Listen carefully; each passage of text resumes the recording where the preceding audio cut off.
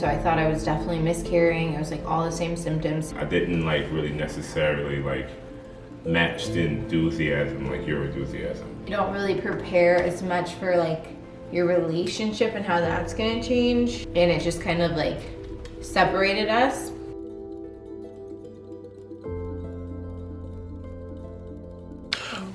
I need to do some facial skincare. Alright guys, welcome back to my channel. If you are a subscriber, thank you so much. If you're new here, go ahead and press that button. I'm here with my special guest today, Naeem Mormon, my husband. So you probably know by the title of this video, we're just gonna talk a little bit about pregnancy. I thought it'd be fun to bring him on here so we kind of have like both sides. That's one thing I wish that I knew a little bit more about when I was first pregnant, was just like how it affects marriage. And I have no idea what he's gonna say, honestly, about fatherhood and all that stuff and how to support women while they're pregnant. And also just kind of give a little background about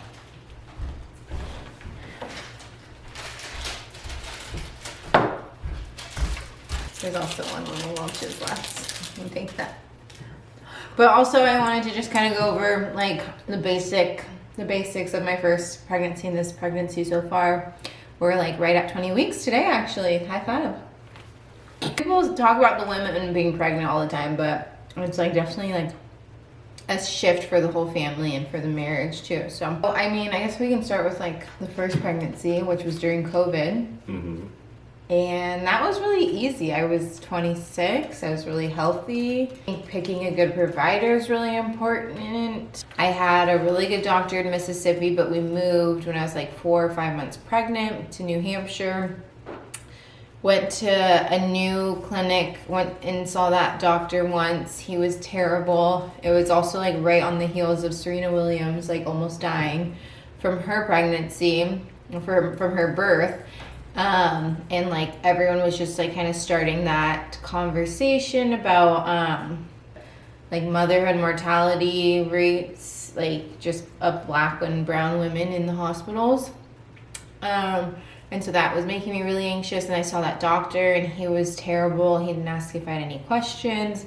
Right before I left Mississippi, I found out like my placenta was really low, which isn't a big deal, but like your first pregnancy, you're kind of anxious and it's COVID. He didn't even bring that up. So I just never went back, and I went to a new place right across the street. They actually had midwives and midwifery care, which I had never really explored. Like that was one thing I definitely wanted this time around, was a midwife again.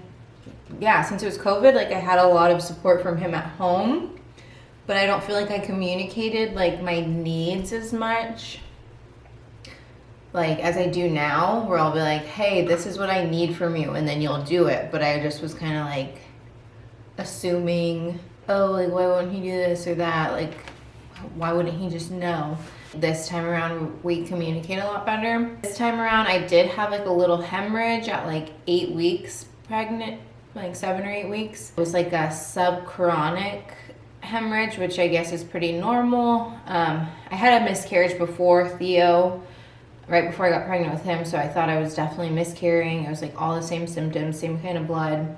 Went to the ER, but everything was good with the baby. Everything's been good since. We got a good new provider. That's kind of like the update on the pregnancy. I guess I'll go into my questions.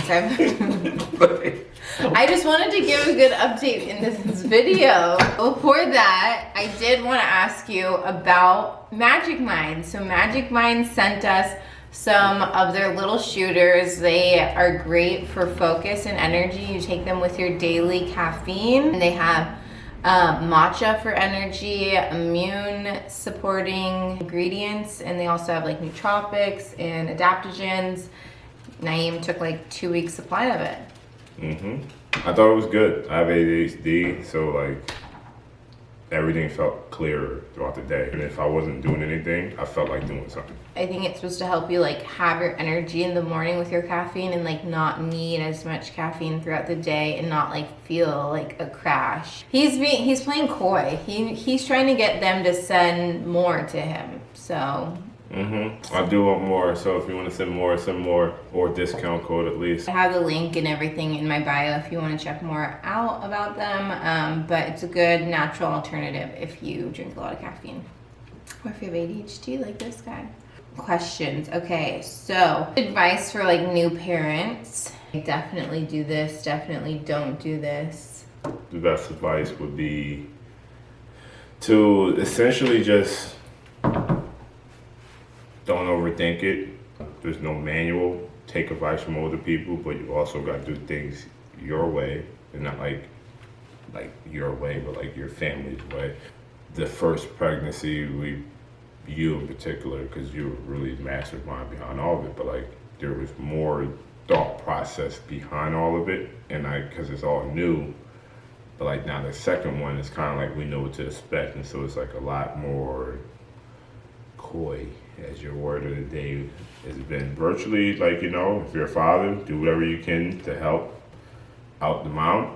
2, try to be a little bit more involved, but like, cause I know like for me, I was not in the dark, you know, when you're going to and from work and you like, there's things in your mind, you like kind of get like lost in it. So I would definitely suggest that. It's such a fine like line between like listening to older people and doing it your way, but also like not pushing away help. That was like a big thing for me because I was like, I've read all of this stuff, like I know how I want to do it, like to the point where like I was just kind of like isolating myself, even like from Naeem. Like I was like, this is how like we're gonna do like you know, do things like feeding him or like just like the whole first year or maybe more. That like really pushed away like my help and like my support system, and families are so small now, and like the amount of people that are around that can help you, like it really helps so much more with like your mental health, just being able to accept help. And like,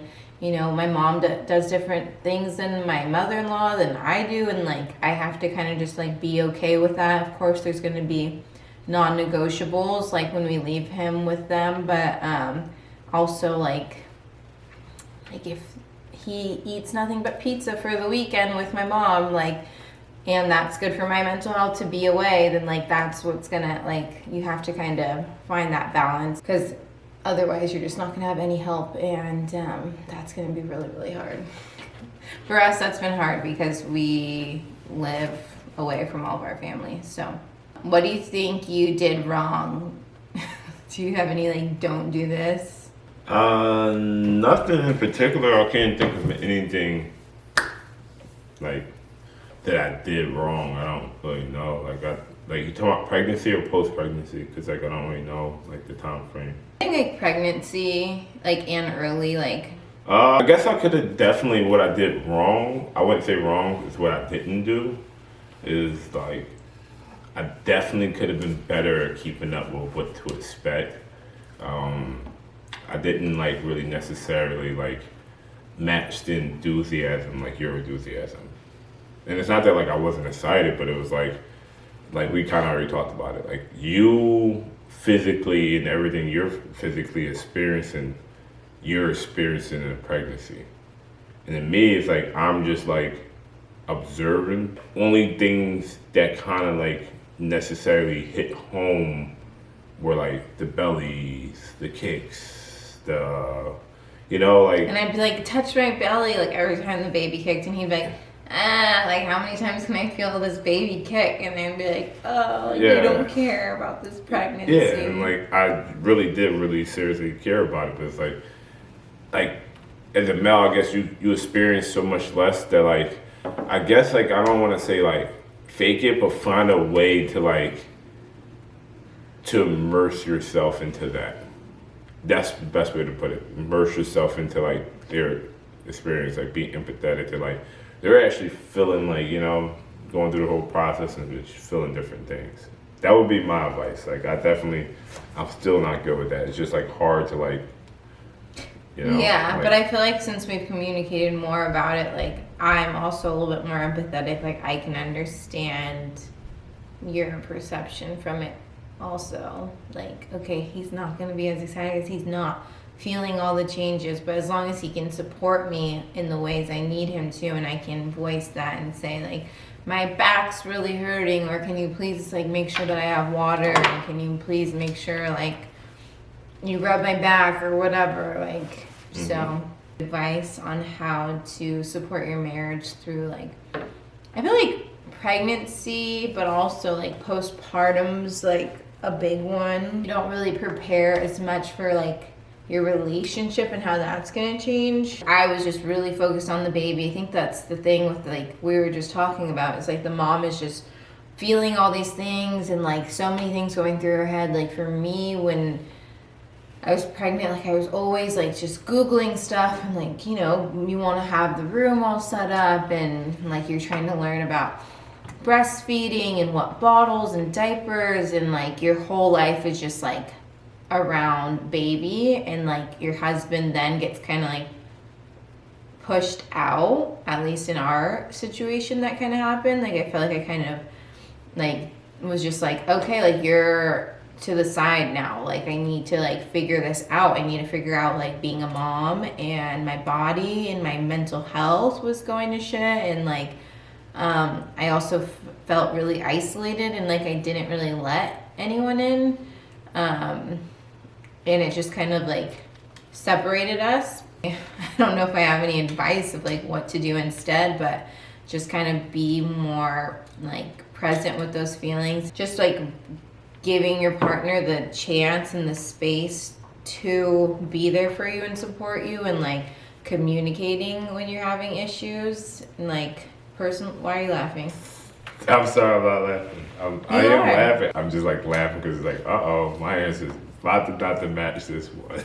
I'm sorry. Who cares? Yeah, and this just goes to show like how much more like thought that the pregnant person gives compared to like the not pregnant person. Would you agree like that kind of like that definitely happened, and then like a lot of like resentment can build up, and then like other issues can happen. We've had to go through all of that, and I feel like coming out of it on this side, like we're super happy and in love and doing really well. And I think a lot of that just came with me like letting go and like opening my heart and like opening up to him more about my struggles, and like going to him for support instead of like carrying it all on my own. I don't think there's a preparation for it, and I feel like if you try to make a plan for it, your plan falls apart. If you just pick a few things you want to focus on and that's it,